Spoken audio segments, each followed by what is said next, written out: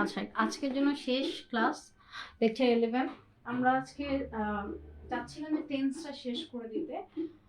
যেহেতু perfect continuous টেন্সটা এত use হয় না, সেই জন্য আমরা পারফেক্ট কন্টিনিউয়াস টেন্সের তিনটা টেন্স আমরা একবারে খুব ইজিলি জাস্ট স্ট্রাকচার আর সিন্স পরে ডিফারেন্সটা দেখে শেষ করে দেব।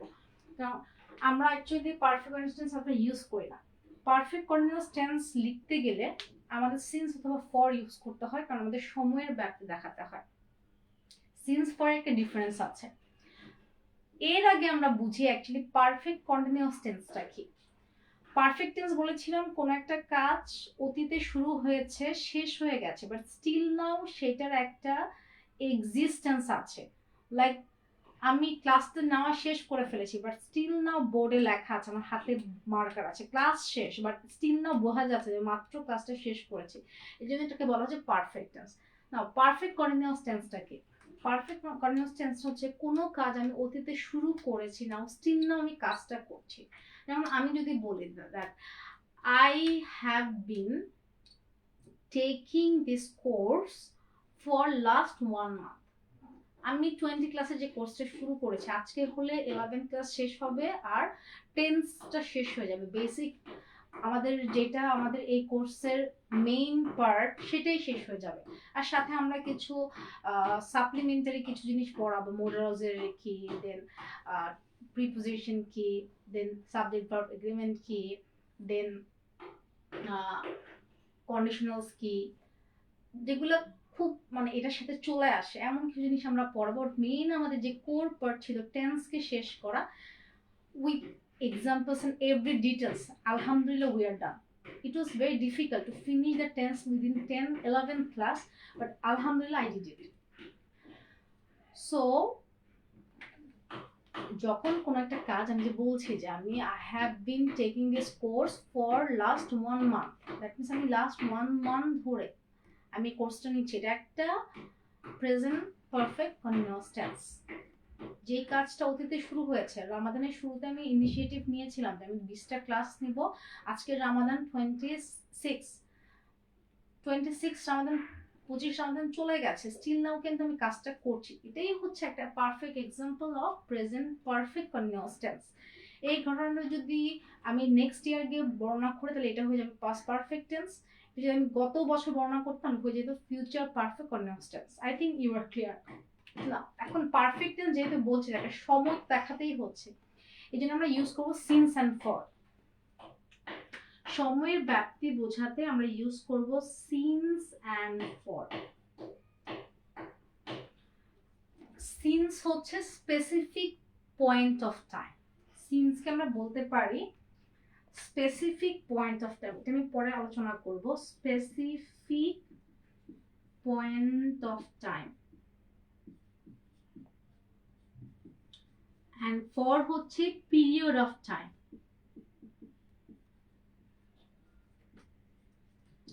এটা আলোচনার আগে I want to share a story. আমি যখন ক্লাস 9-এ পড়তাম, আমাদের ইংলিশ দিতেন দেওয়ান sir.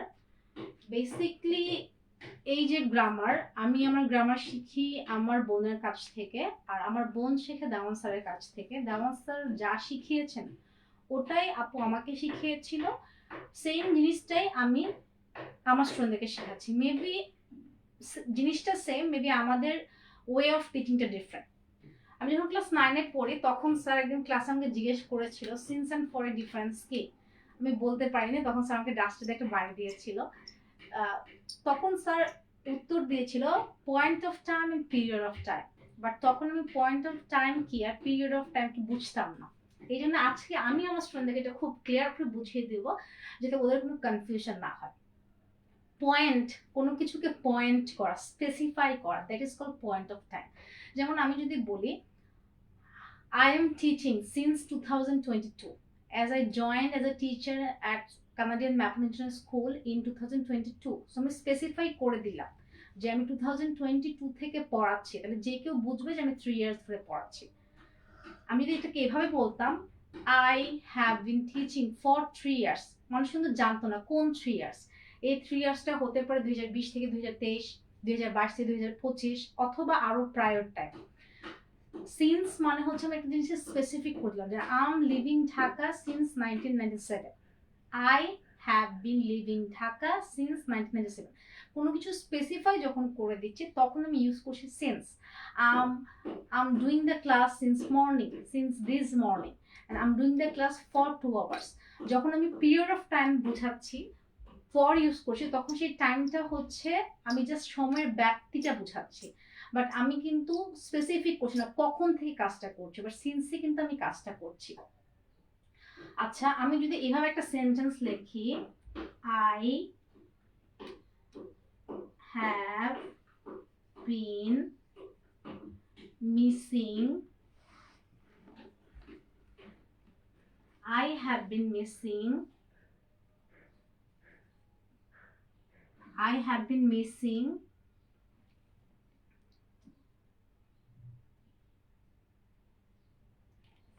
painting for a son for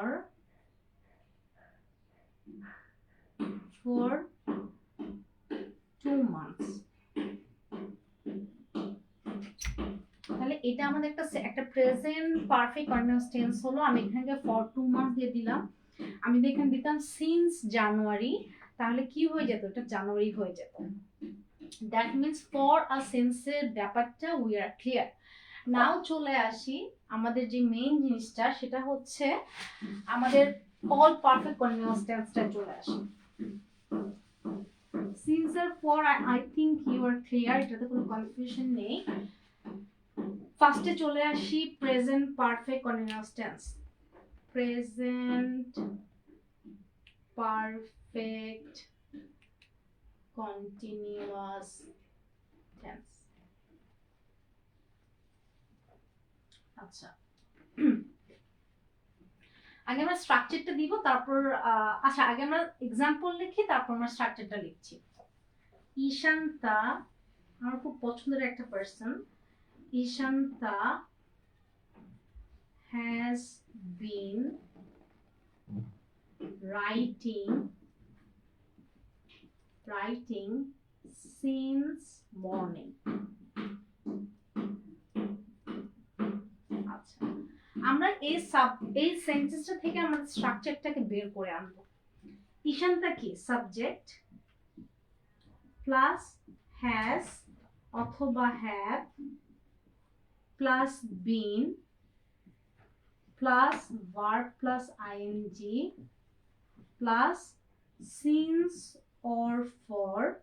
since for তো ইউজ করতেই হবে যেহেতু এটাকে পারফেক্ট কন্টিনিউয়াস টেন্স বলছে। সিন্স অথবা ফর প্লাস অবজেক্ট। এই স্ট্রাকচারটা ইউজ করে কিন্তু আমরা এই সেন্টেন্সটা লিখলাম। আমি এইটার উপরই তিনটা দেখাবো, আমি আর এত টাইম নিব না। তাহলে আমাদের স্ট্রাকচার হয়ে যাচ্ছে সাবজেক্ট হ্যাজ অথবা have plus been plus verb plus, যেহেতু continuous tense so obviously verb plus I N G হবে। সিন্স অথবা ফর্ম আর টাইমের ব্যাপ্তি বুঝাবো, তারপর অবজেক্ট হিসেবে আমরা যাই ইউজ করি। এখন এটা যদি হয়ে যায় past continuous tense, past perfect continuous tense, past perfect continuous tense, কি চেঞ্জ আসবে আমাদের ফর্মুলাতে? এই হ্যাজ অথবা হ্যাভ এর জায়গায় শুধু আমরা ইউজ করব হ্যাড, আর সবকিছু ঠিক থাকবে। এই সেন্টেন্সটাকে যদি আমরা চেঞ্জ করতে চাই, এখানে শুধু হয়ে যাবে Ishanta had been writing since morning. আমাদের পাস্ট পারফেক্ট টেন্স ডান। এখন চলে যাবে ফিউচারে, একটু ডিফারেন্স আছে। Future perfect continuous tense, ঈশান্তা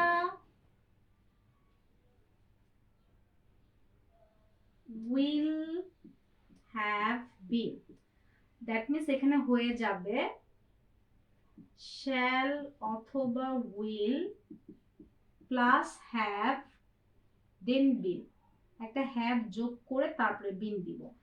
ঈশান্তা will have been writing since morning। আমাদের তিনটা continuous perfect continuous tense done. Now my last sentence about the continuous tense, that Moni will have been asking for Eid salami to Mili Apu since the day before it.